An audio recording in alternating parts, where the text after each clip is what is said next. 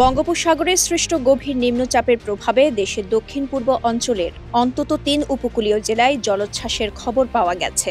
এর মধ্যে চট্টগ্রামের আনোয়ারা, কক্সবাজারের টেকনাফ ও মহেশখালীতে বেড়িবাঁধ ভেঙে লোকালয়ে প্রবেশ করেছে জোয়ারের পানি। নিম্নচাপটির প্রভাবে বেড়েছে জোয়ারের উচ্চতা, প্লাবিত হয়েছে কক্সবাজারের সেন্ট মার্টিন ও নোয়াখালীর হাতিয়া এলাকাও।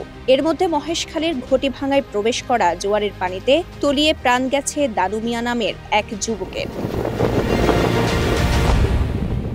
এদিকে বঙ্গোপসাগরে সৃষ্ট গভীর নিম্নচাপের প্রভাবে মাঝারি থেকে ভারী বৃষ্টিপাত হচ্ছে উপকূলীয় বিভিন্ন এলাকায়। এর মধ্যে সকাল থেকে টানা বৃষ্টিপাত ঘটেছে কক্সবাজারে, মহেশখালী ও টেকনাফে।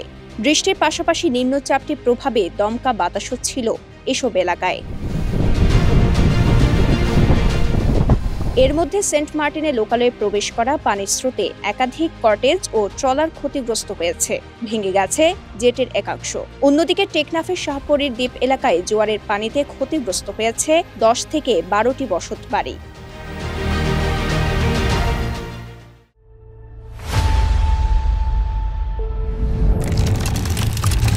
একই অবস্থা নোয়াখালীর হাতিয়া ও সন্দ্বীপেও।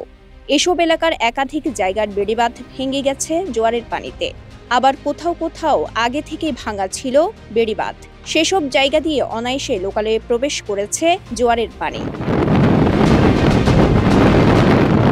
এদিকে আবহাওয়া অধিদপ্তরের ৩ নম্বর বিশেষ বিজ্ঞপ্তিতে বলা হয়, উত্তর পশ্চিম বঙ্গোপসাগর ও এর কাছাকাছি এলাকায় থাকা গভীর নিম্নচাপটি আরও উত্তর দিকে অগ্রসর হয়ে ভারতের পশ্চিমবঙ্গের সাগরদ্বীপ ও বাংলাদেশের খেপুপাড়ার কাছে দিয়ে পশ্চিমবঙ্গ বাংলাদেশ উপকূল অতিক্রম শুরু করেছে। গভীর নিম্নচাপটি আরও উত্তর দিকে অগ্রসর হয়ে আজ সন্ধ্যা নাগাদ উপকূল অতিক্রম শেষ করতে পারে। এরপর এটি ধীরে ধীরে দুর্বল হতে পারে। এর প্রভাবে উত্তর বঙ্গোপসাগর, বাংলাদেশের উপকূলীয় এলাকা এবং সমুদ্র বন্দরগুলোর উপর দিয়ে দমকা বা ঝোড়ো হাওয়া বয়ে যেতে পারে। চট্টগ্রাম, কক্সবাজার, মোংলা ও পায়রা সমুদ্র বন্দরসমূহকে ৩ নম্বর সতর্ক সংকেত দেখিয়ে যেতে বলেছে আবহাওয়া অধিদপ্তর। উত্তর বঙ্গোপসাগরে অবস্থানরত সব মাছ ধরার নৌকা ও ট্রলারকে পরবর্তী নির্দেশ না দেওয়া পর্যন্ত নিরাপদ আশ্রয়ে থাকতে বলা হয়েছে। চট্টগ্রাম থেকে আরাফাত বিন হাসানের তথ্যচিত্রে সাফা মারওয়া, কালের কণ্ঠ।